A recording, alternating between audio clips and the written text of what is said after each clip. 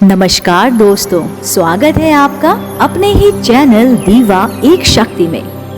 दोस्तों, आज की कहानी बेहद प्रिय है। जी हाँ, आज हम बताएंगे कि कैसे एक भक्त के लिए भोलेनाथ नौकर तक बन गए थे। जी हाँ, देश भर में भगवान महादेव के कई प्रसिद्ध मंदिर स्थापित हैं, जिनमें से जुड़ी कई रोचक कथाएं भी हमें सुनने को मिलती हैं। भोले भंडारी का ऐसा ही एक मंदिर बिहार के मधुबनी जिले के भवानीपुर गांव के समीप स्थित है, जो उगना महादेव व उग्रनाथ मंदिर के नाम से काफी प्रसिद्ध है। ऐसी लोक मान्यता है कि इस मंदिर में भगवान शिव ने स्वयं मैथिली भाषा के महाकवि विद्यापति के घर नौकरी की थी। महाकवि विद्यापति हिंदी साहित्य की भक्ति परंपरा के प्रमुख कवियों में से एक हैं, जिन्हें मैथिली के सर्वोपरि कवि के रूप में भी जाना जाता है। वे भगवान शिव के बहुत बड़े भक्त हुआ करते थे। उन्होंने भगवान शिव पर अनेकानेक गीतों की भी रचना की है। मान्यताओं के अनुसार जगत व्यापी भगवान शिव विद्यापति की भक्ति व रचनाओं से बेहद प्रसन्न होकर स्वयं एक दिन वेश बदलकर उनके पास चले आए थे। उनके साथ रहने के लिए भगवान शिव विद्यापति के घर नौकर तक बनने के लिए तैयार थे। उन्होंने अपना नाम उनको उगना बताया था।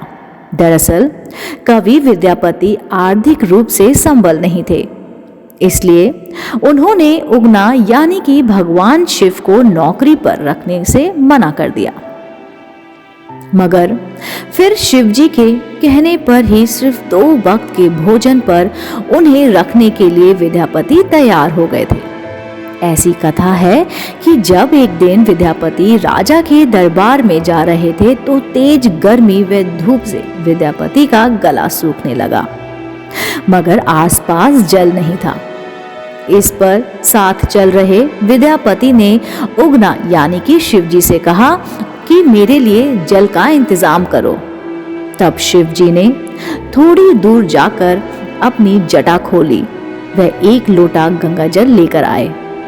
जल पीते ही विद्यापति को गंगाजल का स्वाद आया। उन्होंने सोचा, इस वन के बीच ये जल कहां से आया। इसके बाद उन्हें संदेह हुआ कि कहीं उगना स्वयं भगवान शिव ही तो नहीं है। उन्होंने शिव के चरण पकड़ लिए तो शिव को अपने वास्तविक स्वरूप में आना पड़ा। इसके बाद शिवजी ने महाकवि विद्यापति के साथ रहने की इच्छा जताई और उन्हें बताया वह उगना बनकर ही साथ रहेंगे। इसके वास्तविक रूप का किसी को नहीं पता चलना चाहिए। इस पर विद्यापति ने भगवान शिव की सारी बातें मान ली।